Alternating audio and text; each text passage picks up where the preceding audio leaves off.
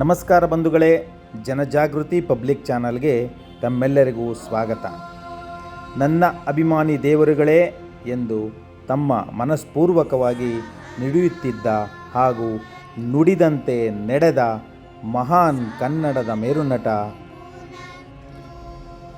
ಕರ್ನಾಟಕ ರತ್ನ, ರಸಿಕರ ರಾಜ, ನಟ ಸಾರ್ವಭೌಮ, ಗಾನ ಗಂಧರ್ವ, ಪದ್ಮಭೂಷಣ ಡಾಕ್ಟರ್ ರಾಜ್ಕುಮಾರ್.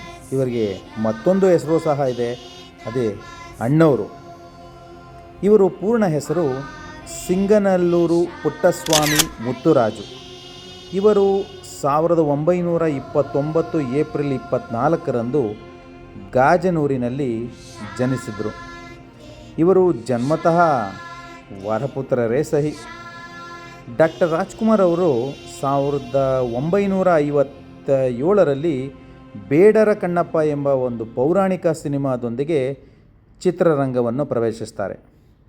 ಇವರು ತಮ್ಮ ಜೀವನಾವಧಿಯಲ್ಲಿ ಸುಮಾರು 200 ಹೆಸರಾಂತ ಸಿನಿಮಾಗಳಲ್ಲಿ ನಟಿಸಿದ್ದಾರೆ.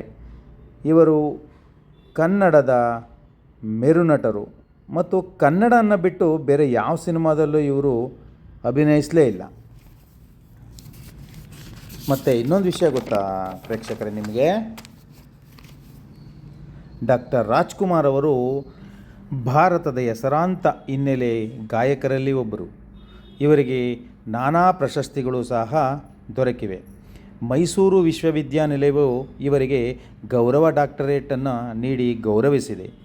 1983ರಲ್ಲಿ ಪದ್ಮಭೂಷಣ, 1985ರಲ್ಲಿ ಕೆಂಟಂಕಿ ಕಿಲೇನ್ ಅವಾರ್ಡ್, 1992ರಲ್ಲಿ ಕರ್ನಾಟಕ ರತ್ನ, 1995ರಲ್ಲಿ ದಾದಾ ಸಾಹೇಬ್ ಫಾಲ್ಕೆ ಅವಾರ್ಡ್ ಕೂಡ ದೊರಕಿದೆ ಇವರಿಗೆ.